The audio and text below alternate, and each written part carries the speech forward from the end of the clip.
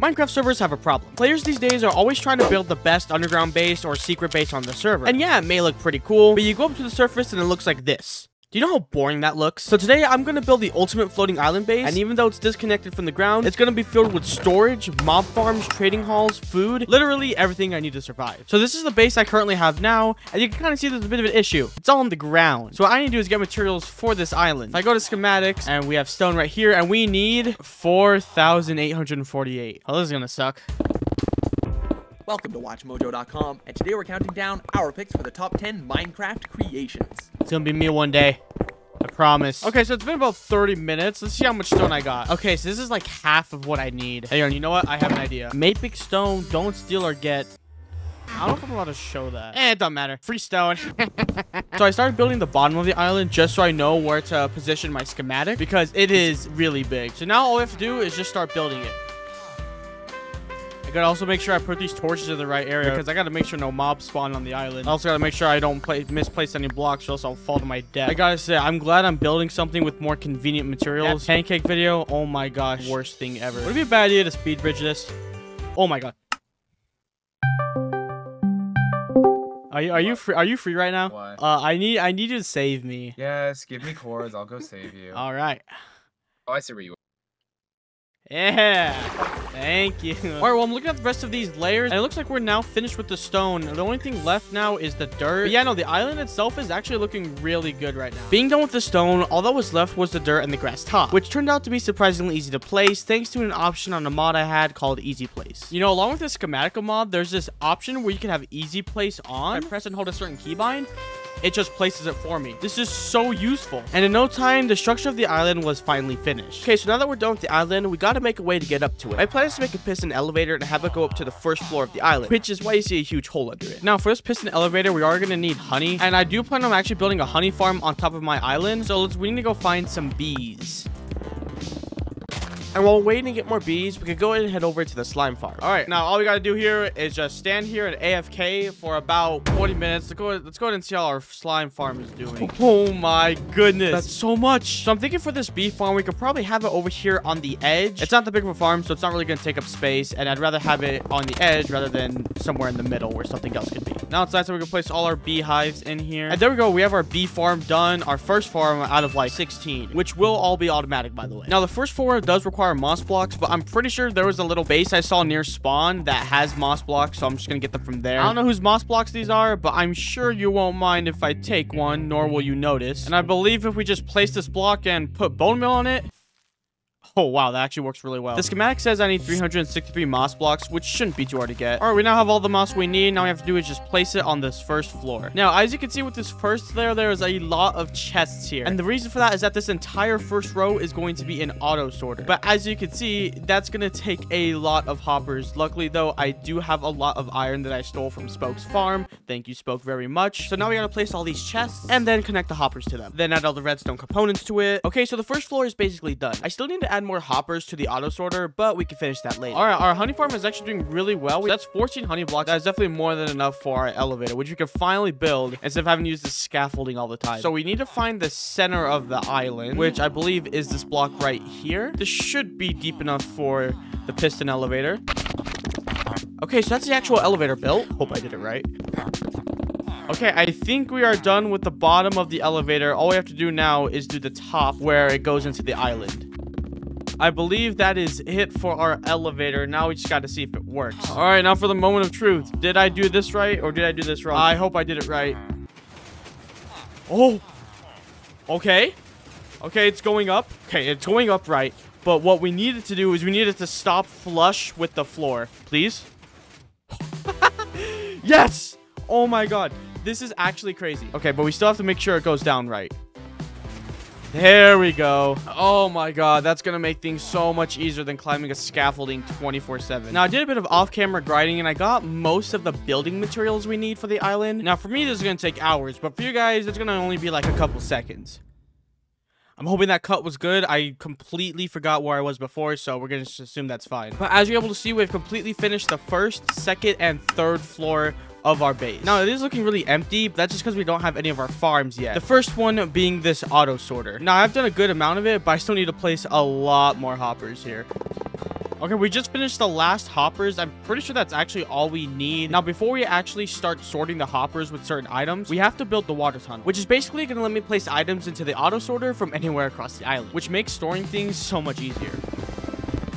Okay, this was a bit confusing to do, but now we are finished with the water tunneling system, and we can now actually move on to the sorter. So the way this auto sorter works is you get 44 of a specific block, and you just name it to whatever. So I'm just going to name it something random, and then we'll put it into the second hopper here along with the item we want it to sort, which in this case would be redstone dust. I throw the redstone dust up the waterfall. It'll automatically go into the redstone dust. So I have about 30 chests here that I can have specific items in, and for anything random that I may not need, I could put in these chests back here. And so as we head up to the second floor, this room is gonna be the coal and cobblestone area. I think the first thing I'm gonna do is go ahead and build this stone farm, and thankfully it does not take anywhere as much materials as anything else.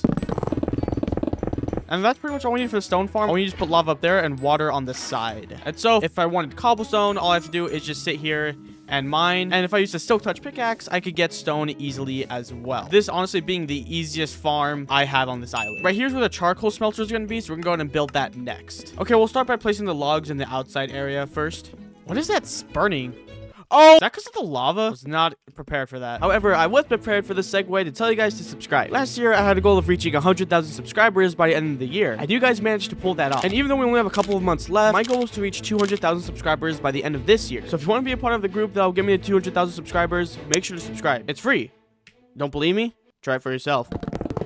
So basically what this farm is going to do is that since I am going to be making a tree farm, I would put the logs into this top chest and then it'll turn into charcoal. Now the final farm here, which isn't exactly a farm, is going to be a smelter. It's just a super smelter for if I need to smelt a lot of things at once. And the reason this is going to be incredibly useful is once I build everything, I could basically use the tree farm I'll build later on, then use the logs to get the charcoal, and then use the charcoal for my super smelter. It's basically like this huge process that'll come together in the end. And right here on the second floor, we have our chute. So if I were to throw away all this iron, it'll go again through the tunnels and it'll funnel all the way down into the auto sorter. As you walk from the smelting area all the way across here, this is where the alchemist room is gonna be. So let's go in and get the netherwort farm done first.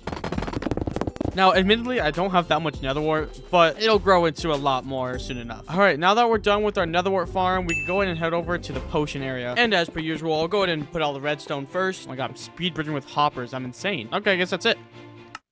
Oh my god, more torches. All right, our potion farm is pretty much done. All I have to do now is put signs here. So blaze powder and water bottles will be in these chests. What I could simply do is get netherwort and it'll go right into the brewing stand and it'll brew. So each of these droppers would have an item in it and I just click the button and I can make any potion I want. Okay, now since we're starting to use a lot of hoppers and I'm losing iron, we're gonna go ahead and start on our iron farm, which is gonna be right here in this kind of center stage area. We're basically gonna have to spawn proof around where the iron farm will be, just so that the iron golems don't spawn in the wrong places outside the farm, which is going to take a lot of slabs. So this should be all we have to do in order for the iron golems to not to spawn outside of the farm. So I finished building the iron farm. All I have to do now is add the villagers over here and the zombie, which is going to be a bit of a pain because it's all the way at the bottom of the island. Now I could use the elevator, but the villagers kind of glitch through the floor and I kind of have to break it. So we're not going to do it that way and just use rails instead. We'll get you in a boat. We'll name you Zom 1. We'll get you in a boat and name you Zom 2. So now they won't despawn while I get the villagers up to the island. We're just going to go ahead and throw the villager onto the minecart and hopefully it goes all the way up. Oh, you're kidding me. I am embarrassed that that just did not work. Okay, so now we're going to retry this. Okay, that looked like it worked. If I go up there, will I see the villager in the bed? Oh my god, thank god. Okay, that worked.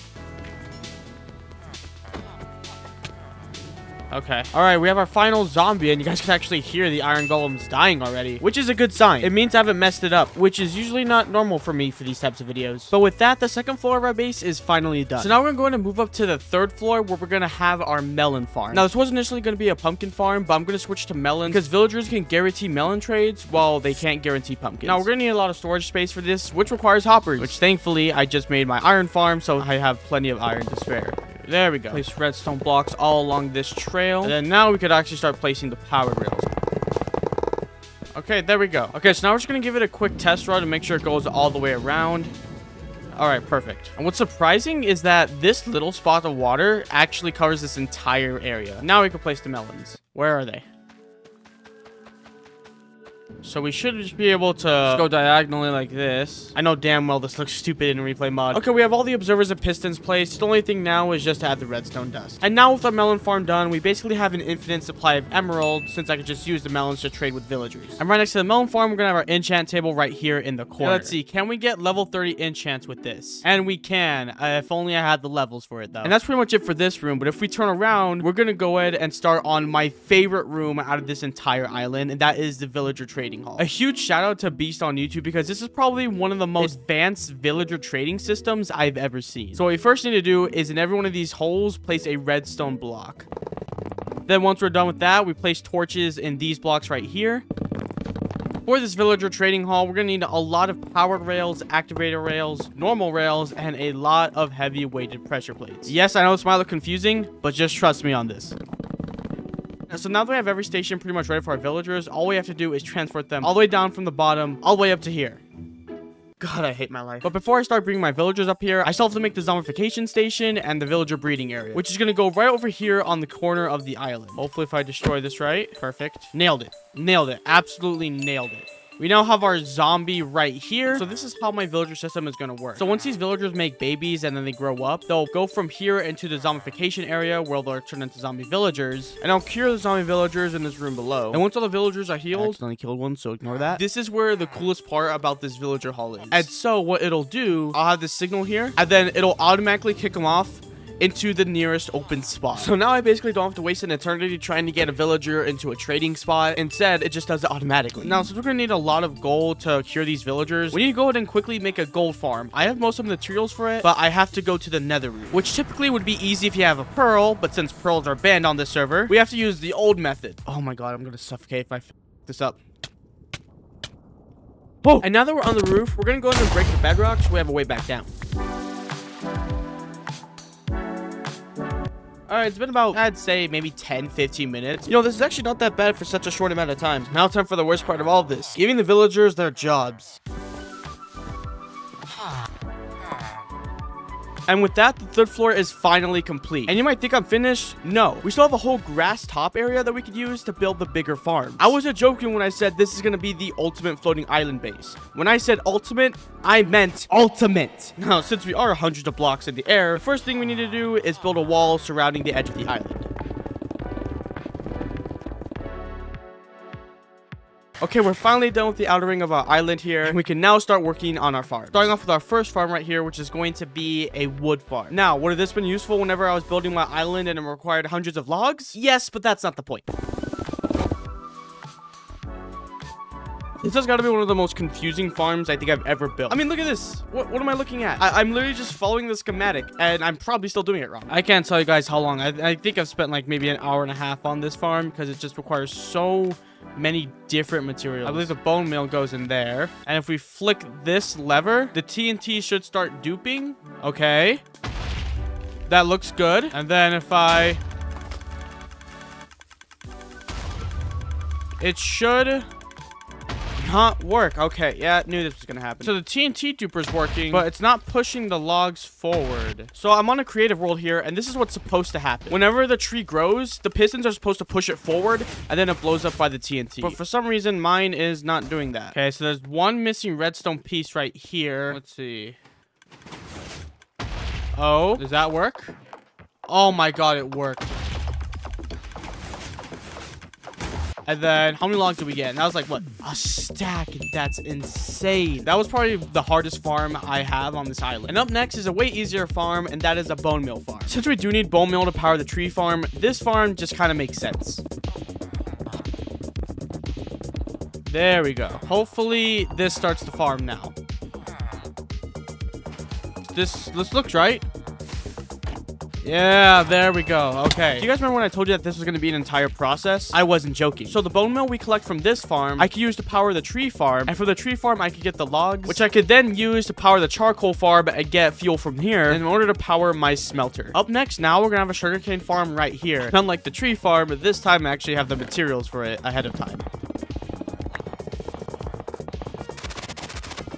And then all we need to do now is just add the minecart. That's it. This is probably one of the most efficient sugarcane farms I've ever built. Also, speaking of efficiency, my iron farm is doing a little too well. It's overflowing. It's really overflowing. My melon farm's also been doing incredibly well. I gotta clear out all of this before it starts backing up, which I guess isn't necessarily a bad problem to have. And with that, we're onto our final farm, which is going to be a wool farm. And you'll understand why I need the wool farm in a bit. But for right now, I need to make a 5x7 hole. Okay, we want one dispenser facing this way. Okay, now we have the... Oh my god, where did you come from? Any good traits? No, not really. So now is the hardest part of this, which is getting the sheep all the way up here. I saw some sheep around here. All I gotta do is just kind of kidnap it to get it up here and into there. Perfect. Now we have to do that one more time. Okay, we have both of our sheep here. Now we need 6 on each side. So what I'm going to do, I'm just going to breed them up here because, to be frank, I am not dragging 12 sheep all the way up here. And then if we just push a button here, there we go. It pushes the glass down. We just have to do that for every single one. Now we can finally fill up this area. And that is pretty much the sheep farm finished. Now, the main reason I need this wool farm is purely because of that. What this is going to be is this is going to be where I place my beacon. It's going to be on top of a cloud. And we have all the materials we need here for it.